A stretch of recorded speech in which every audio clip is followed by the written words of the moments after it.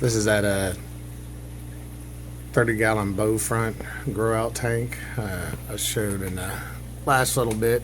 This is the other half of those fry that I got. These are the actual, this is the Eureka Red Peacocks.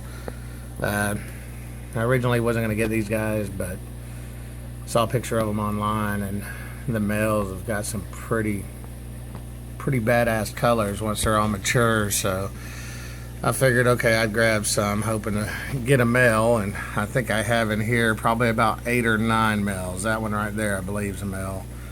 The color on his fins, the red on the anal fin, and the blue and the white on the dorsal and stuff.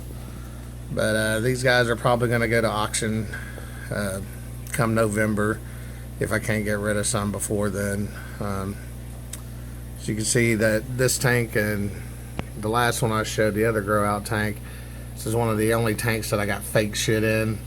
It makes it easy to just yank out and get out of the way, because when you're trying to catch fish, net them and stuff, you end up having to take everything out anyway. So I learned to just put some stuff in there to give them some cover, but yet really quick to get out of there. But there's probably about 25 or more of these guys in here. The little goldfish over there, the little minnow, that's just a dither fish. Keep in this tank to keep the filters seated and stuff, so I don't have to recycle a tank or nothing whenever I put fish in and out of it. But hopefully I'll be able to get at least 2 really nice males out of this, and a handful of females. Might try my hand at breeding them and stuff. We'll see how it works out. Alright, this is my one and only tank we have in a bedroom. It's a 30-gallon hex tank. It houses 2 of the 3 original angels that I got, my first angels. This is, let's see, where are we at here? That's Michael and that's Gabrielle. And these 2 are a bonded pair. The reason they are in here and not with the other angelfish I have is that these 2 bonded and started to really harass the other angelfish, because angelfish, apparently they bond for life, and the tank they were in were just not quite big enough for all 3 of them to hang out peacefully. So they also, another reason I moved them is they had started breeding and having eggs, and actually got them all the way to the wiggler stage right as they lost their egg yolk, their egg sac, or yeah, whatever they call it anyway, and were just little fry. And then like that night into the next morning, I came in and fired up the tank, turning the lights on, and they were all gone.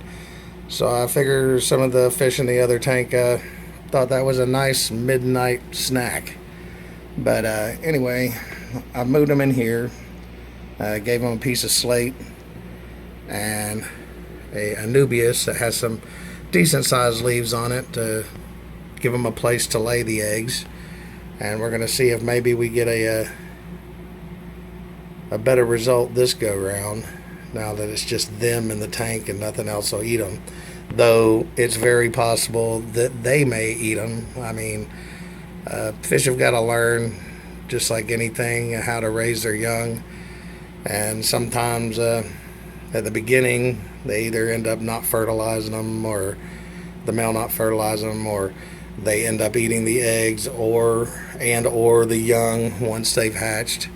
So keep your fingers crossed for me, and we'll see if I get any of these, because they're kind of cool. They're called koi angelfish because of their coloring.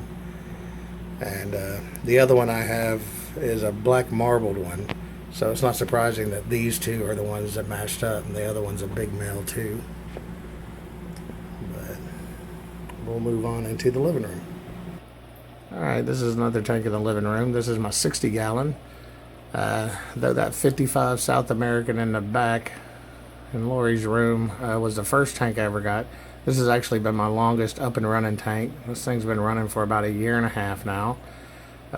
This is where I put it when I first got it, and this is where it stayed. And other than some starting out with some fake plants and changing it out into the live plants and driftwood and stuff, this thing's pretty much stayed the same. Only thing I've done is just add fish to it, or I've only taken a couple out, which was those 2 angelfish that used to be in here that are breeding now. This is a South American-ish tank. Also have a lot of catfish in here, and angelfish, or excuse me, algae eaters, snails. Let's see if we can find one of the catfish, because these guys can be hard to catch. This is a little Otto. These guys, that's about as big as they ever get. You can't put these kind of fish into an aquarium that you just started up, or even that you've only had running for just a few months.